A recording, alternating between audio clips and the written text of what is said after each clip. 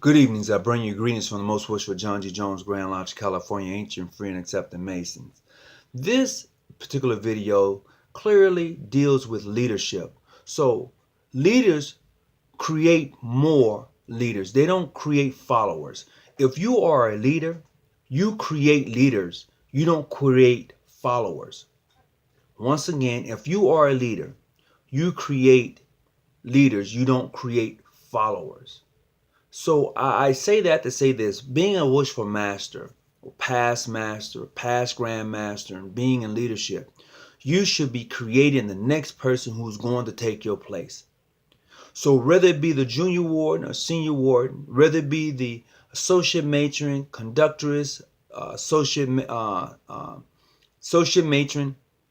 conductors, associate conductors, whether it be anyone who's elected to a position, you sitting in the East, you should be mentoring them because they're going to take your place. You need to be the example. They need to see leadership coming from you. However, what happens is a lot of times is those who are in these seats in the East want to stay in these seats in the East. And no, they're not meant for you to live and die in those seats. They are meant for you to help grow the organization, to teach the organization about truly what it's all about. And if you can't do that, then you're not the leader for the organization. We can't be putting people in chairs and seats because we're friends with them. They need to be put in these seats because they're going to grow the organization. They're going to help lift and illuminate the organization. But you people sometimes in these seats, you guys act like that once you get there, that it's the it factor, that this is it. I have arrived and I don't need nobody else. You need those people to follow you, and you need those people, you need to teach them how to be the next leader because you're going to pass on. And they're going to be still here. And that organization for which you say that you love is going to be still here. And they're going to need leadership. So you who are wishful masters, you are worthy matrons, grand master, those of you who are most puissant sovereign grand commanders. Yeah, I'm talking to you too. Those of you who are in leadership and elected positions in your jurisdiction, on whether it be locally or nationally, you need to be training the next leader. You need not to be afraid that you're going to lose your position. You need to understand that the person who's coming behind you is going to do one or two things. Either they're going to lift their organization or they're going to tear it down. And I would prefer, being a past grand master, that the person who's coming behind me is going to take it to a higher level. They're going to raise it up and not tear it down. But you people who are elected to these chairs, you think that you can just stay there and die in these seats. And no, you can't do that. I don't care what jurisdiction you in, what you call regular. That doesn't bother me. My concern is the life of the organization as a whole. So you are in leadership, you must be training up that next person. You must be teaching them, you must be showing them, you must take them by the hand and guide them. Because when you step off the scene and they step up, the things that you left there will get completed by them. And then their agenda will follow. There needs to be bound. You need to understand, when you have your constitution and bylaws there that are there in place to guide you, you follow that and you set things in motion that's going to increase your membership, that's going to grow you, that's going to take you places that the other leader didn't take you. You need to be able to just fall right into place. Deputy Grand Master, when you're watching that Grand Master, you need to be able to fall right into place. If you're not able to fall right into place, then there's an issue. And the issue is with the setting Grand Master, because he's not teaching you, he's not showing you the business side of Freemasonry.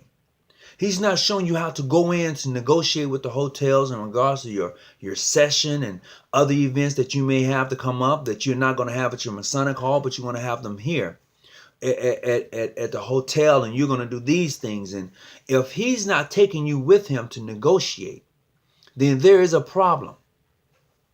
There's a problem. Grand Matron, you should be taking your associate matron with you when you go to these places and you're working and you're trying to develop and working on these relationships with different entities and visiting different chapters. Grand Master, you should do the same. Wish for master, you should do the same. It's all, if you are elected to a leadership position, then the person who's coming behind you should be a better leader than you. They should actually be better than you. You should want them to be greater than you. You shouldn't want to, you should not want to just hold them down and keep them stagnant. No, that's not what leadership does. And this is what happens a lot of times to the various organizations. The leadership kills the organization, because once the leader is gone, then people wonder, well, how are we going to do this? And then what happens is you fall into this trend of doing things the same old, because the person who was in leader, that's the way they done it. This is the way they always did it. You're too afraid to change. You're too afraid to go beyond the boundaries. You're too afraid to go out of the box. So you're stuck there doing the same thing over and over again and wondering why you're not growing. You're not growing because nobody's knocking at your door, because your door is closed, it's locked. And you're not letting anybody in because you've always done it this way. Change the routine up. Do something a little different. This new generation is coming behind us. These new brothers, they're nothing like I've ever seen. Nothing like I've ever seen, and nothing like most of us have ever seen. We often talk about the way it used to be. It's not that way anymore. Masonry has shrunk. Facebook has shrunk Masonry. The internet has shrunk Masonry. You know, that the ideal is you think that you're the biggest thing on the block, and you're not. I don't care who you are. Masonry is so broad, it's bigger than where you at. And if you think because of the Grand Lodge don't recognize you that you're not a Mason, you're sadly mistaken. Masonry is bigger than that. And that's what I like about Masonry. Because you're telling me I can't come to your home and visit. That's okay. It's really okay. Because I can go right down the street or wherever and visit that jurisdiction, or go over here and visit that jurisdiction. You're not the only somebody on the block. You're not the it factor. You may be bigger. You may be even better in some cases, but you're not the end all. And when you understand that, Masonry will be so much better for it. When you can stop and realize that there are other jurisdictions out here besides my own. No, we don't recognize them, but them brothers are sharp. Look at what they're doing.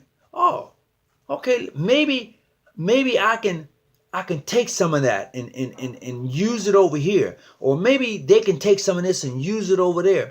But we got to stop closing the door. When you can't come visit me, boom, close the door. That doesn't make sense. Masonry doesn't do that. But we do it to each other. And that's the sad thing about it. That's really the sad thing about it. And it really makes you think. You know, when a new brother or sister join the chapter of the lodge, and we talk so proudly about it, you know, we talk like, you know, man, hey, Masonry, dude, we talk it up. But then when they get out and journey, when they get out to travel, when they get out beyond your grasp, and they meet other Masons who are not in your jurisdiction, who your Grand Lodge may not recognize, and they're wondering, well, why they're not recognized? Well, you know, they're clandestine, they're bogus. Well, what makes them clandestine? What makes them bogus? We have to understand that Masonry is bigger than that. And when you get that here, man, it's beautiful. You can enjoy a Masonry and what it has to offer you, because you're not locked in a box. You're not locked and say, well, you know what? We don't mess with them because they're not recognized by this group. So what? So what if they're not? But boy, do they have a lot to offer. And we have to start looking at that. Until we do that, we're going to be forever for always messed up in Freemasonry.